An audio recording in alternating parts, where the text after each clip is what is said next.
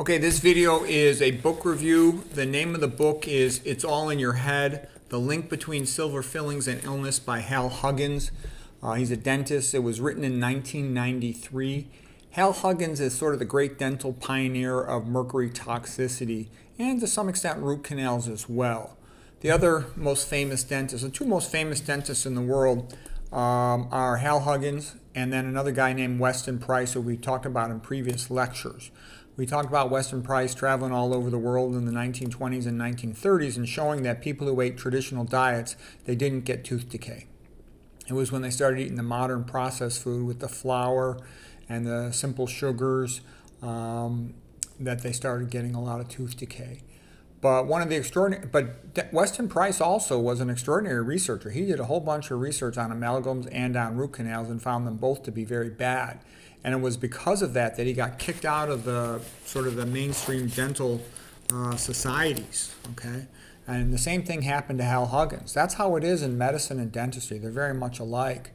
If you do something great to really help patients, you get in tons of trouble. You could get your license taken away. You get kicked out of all the societies. It's bizarre, but it's true. Basically, conventional medicine poisons people slowly with medicines that don't work for chronic disease. That's its big moneymaker.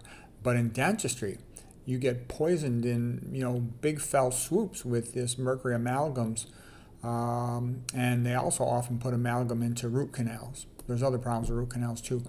Anyways, Hal Huggins, finished dental school in the 1960s, 1962. And then he practiced for a long time before he started learning about all the problems with mercury. And then he kept studying it more and more. And he kept finding bigger and bigger problems with it. And that's when he got kicked out of the conventional societies. A typical silver filling, it's called a silver filling, but it's really about 50% mercury. Ever since 1976, they often place high copper fillings. Those can be as much as 30% copper. And those are bad because they cause the mercury to leak out much faster. He says up to 50 times faster than a conventional filling. Dental fillings have been placed since around 1830.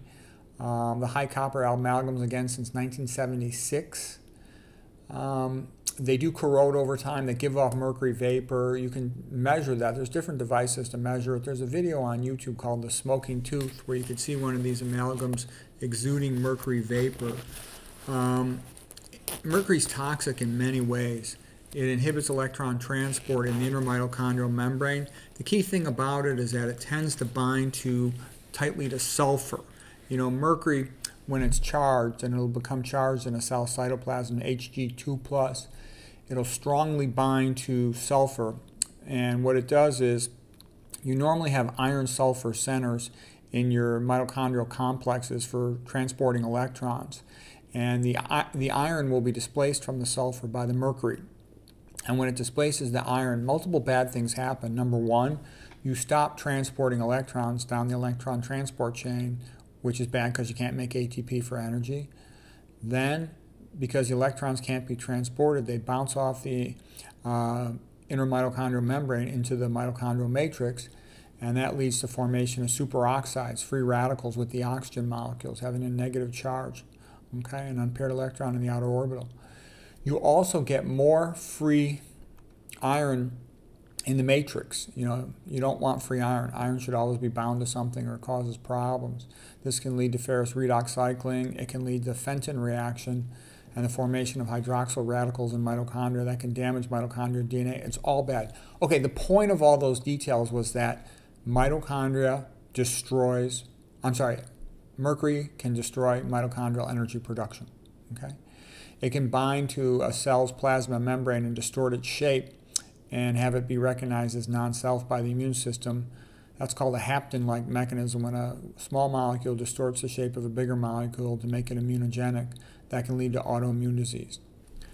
Mercury can bind to a hormone and deactivate it, but another big thing is that it can bind to the sulfur groups on hemoglobin and prevent the hemoglobin from binding effectively to oxygen, and this will decrease oxygen transport ability. So if you're delivering less oxygen to your tissues, you're going to be tired. So mercury toxicity can lead to chronic fatigue syndrome. And the blood levels of the hemoglobin will seem normal or even elevated. You can even get hematocrits into the 50s. So it's part of the differential diagnosis for polycythemia, elevated hematocrit in the blood. It'll often be seen together, simultaneously in conjunction with elevated ALK Phos and LDH. But that's key. It can cause chronic fatigue. And then you have to ask yourself, well, gee, chronic hypoxia of tissue can damage mitochondria, and that can increase the risk of cancer by the Warburg effect. So this could be a contributing factor in cancer. So it really makes me wonder if amalgam removal should be part of cancer treatment to increase oxygenation of tissues. And don't get me wrong, not everybody is that sensitive to it. There are ways to test sensitivity to it. They're not often done, but there are ways to test that, according to Hal Huggins. So tons of diseases have been reported to resolve with removal of amalgams. Now don't get me wrong, they don't always resolve. Hal Huggins said in his career overall about initially only 10 to 15% of patients would respond to amalgam removal, but he said as he got more experience with it, he tended to get people showing significant improvements in over 50% of patients that underwent amalgam removal. Some of the things that have been attributed to the mercury from amalgam include brain fog, short-term memory problems, depression, suicidal thoughts. I've seen a whole bunch of dentists, lots and lots and lots of them, tell me they've seen people on the verge, depression on the verge of suicide, tear up their suicide notes once they get their amalgams removed and the root canals removed. Anxiety, jitteriness, sudden unprovoked anger, headaches, frequent leg cramps, leukemia, like an overreaction of the immune system, leukemia in kids, tremors, Parkinson's disease. So that's a big one. I see a lot of people with tremors and they don't know what's causing it. They get this workup, rule out Parkinson's disease, and it's not classic Parkinson's, but it's Parkinson's-like, and they believe a lot of these dentist research that it does cause an actual Parkinson's. So Parkinson's causation is multifactorial. Seizures, epilepsy, multiple sclerosis, those are usually female patients. Over 80% of autoimmune disease in women.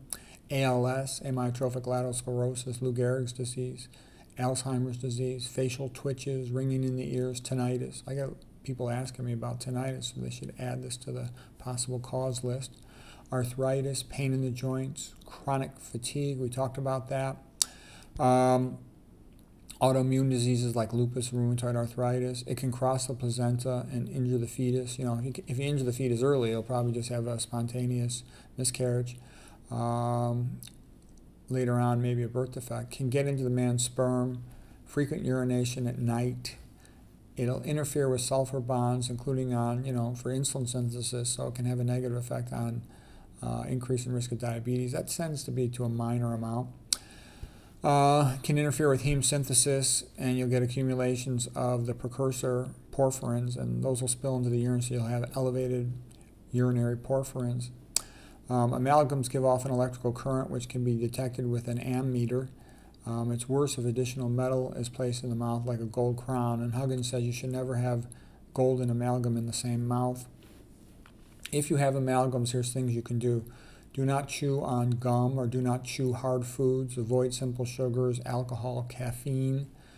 Minimize holding cell phone to your mouth. Use speakerphone instead. Hot liquids like coffee or tea, they tend to cause more mercury come out of the amalgams. Grinding teeth, bad idea. Avoid acidic things like soda pop, orange juice, vinegar. Increased release happens during MRI, but that's a minor thing. It's a rare event. Perhaps Wi-Fi. Do not brush occlusal surfaces with a toothbrush. Do not undergo professional dental cleanings because it'll cause more mercury vapor to be released. Try to sweat a lot because your sweat glands are like little kidneys and they can excrete mercury.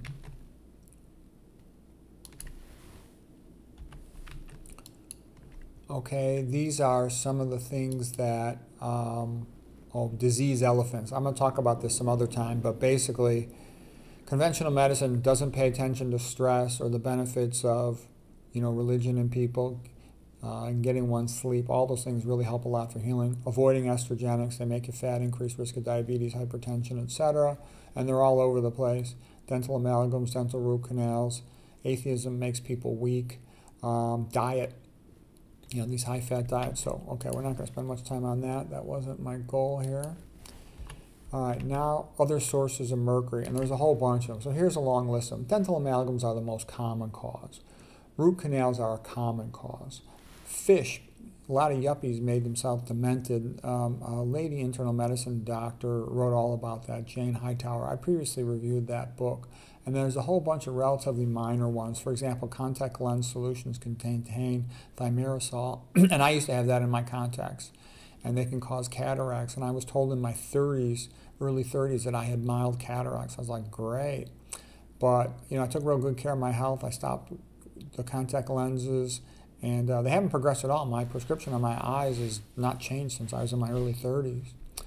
I do wear glasses for driving, but I don't need them for just about anything else. So some fungicides. Watch out for tattoos. Some tattoo inks will contain it, some paints, and there's a whole bunch of other things. But the big ones, like I said, are sometimes work exposures with paints, but the big ones for the most part are what we just talked about. Okay, continuing with the Hal Huggins book. Elemental mercury is just the Hg. Organic mercury is when it's bound to like methyl mercury. The bacteria in the mouth can make that happen. You can also get ethyl mercury from thimerosal. There's inorganic mercury, like when it's bound to the sulfur groups. Mercury can damage collagen. I find that very interesting. I had not known that before. And he says it can make the collagen come unglued, so weaken it. And to me, that's highly relevant in my interest in the spine, so I got to add this to my list of things that'll worsen spinal degenerative disc disease, DISH, diffuse idiopathic skeletal hyperostosis, OPLL, ossification of posterior longitudinal ligament, and all that stuff like OLF, ossification of ligamentum flavum, Bastrop's disease. Those are things I'm interested in. They're all kind of the same thing. They're all spinal degeneration, and they all come in the same context. I've given entire lectures on that before, like what causes back pain. Okay, we talked about blocking the mitochondria from making ATP and blocking the hemoglobin from transporting oxygen, so it's easy to see how they can contribute to chronic fatigue syndrome. Bing, bing, bing, good to know. And I would also, if I had chronic fatigue syndrome, avoid all those mitochondria inhibitors and get good oxygen glucose delivery to the tissues. Eat a low-fat, low-sodium vegan diet with no oil. Okay, for Hal Huggins, though, he says the biggest part of his practice by far is removing amalgams and root canals in patients who have multiple sclerosis. He was saying that he gets like 20 phone calls a day from MS patients wanting their amalgams removed. And how is it that amalgams and root canals also contain some mercury, how is it that they can cause MS? Well, here's the theory, that you've got bidirectional veins in the face, blood flow in both directions, and they lack valves. So the blood from the teeth can mix and touch the brain. And then mercury, either the vapor or the organic mercury, can cross the blood-brain barrier, so it can get into the brain. And there's been some people who studied it, and they've said that you'll have more MS lesions on the side of the amalgam fillings, that the amount of mercury in the brain at autopsy correlates to the number of amalgams, that amalgams didn't start being placed till the 1800s, and it wasn't until close to the mid-1800s or that you started having MS being diagnosed, described and diagnosed. There's another guy by name researcher, Storterbrecher, and he said that he thinks that demyelination isn't the primary lesion, that it's more like something due to mouth bacteria and infection of the veins. And other people say mercury toxicity. And there's a whole bunch of case reports, not just from this guy Hal Huggins, but from other dentists. I've been reading a lot of dental stuff that have seen MS patients get better when they remove amalgams and root canals. So, I think that Roy Swank is probably correct about MS. It's multifactorial causation, and the diet's probably the most important thing. Lots of people have gotten better when they've improved the diet, but it sounds to me like it would also be wise to consider that it could possibly due to your root canal or your amalgams, as these guys are saying. So I would get those taken out. Why take a chance? That's what I would do if it was me.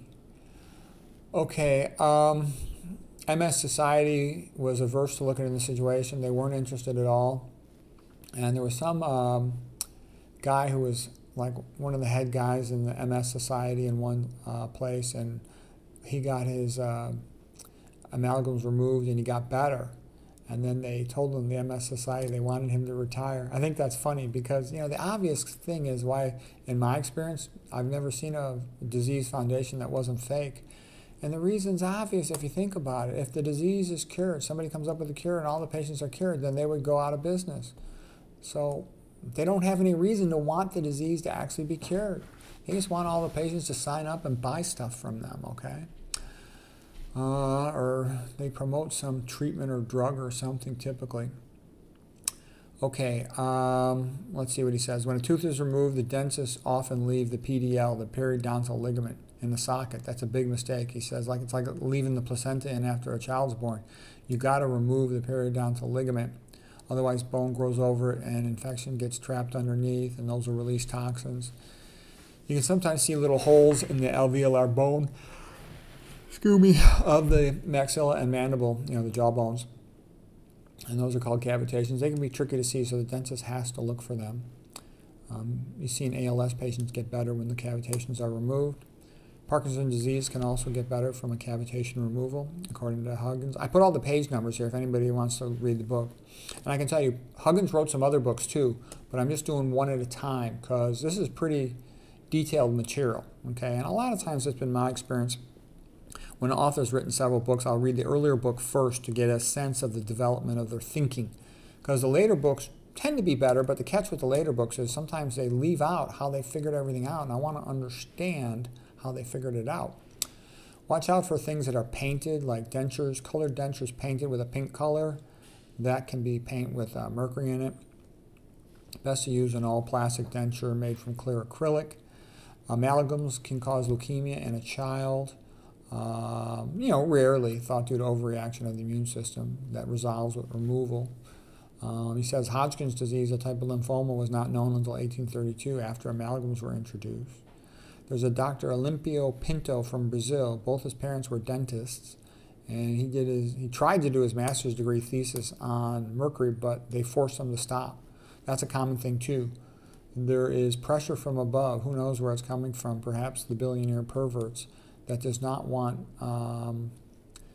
people to know about HG toxicity. And he noticed a lot of patients being cured with amalgam removal. Blood tests that are possible warning signs of HG toxicity, abnormally high or low white blood cell count. So a high white blood cell count would be overreaction to it. A low white blood cell count might mean that the immune system's exhausted, no longer able to fight back on the problem, so they both can be bad.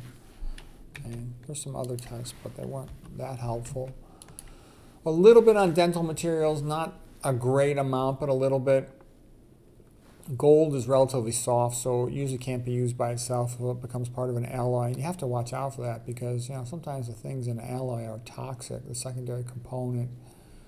Nickel's pretty bad, causes a lot of allergies.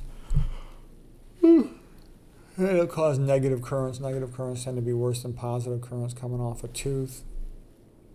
Watch out for cast glass type crowns because they'll contain aluminum oxide. Aluminum's a neurotoxin. Oops.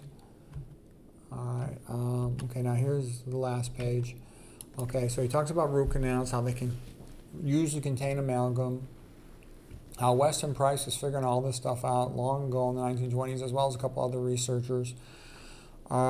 He does have a more detailed treatment protocol we're not going to go over at this time. I'm just going to give you a quick couple thoughts. He says he tests the electrical current over the amalgams, and he removes the high negative current fillings first. He says this led to dramatic improvements in his response rates of his patients from initially 10 to 15% to up over 50%.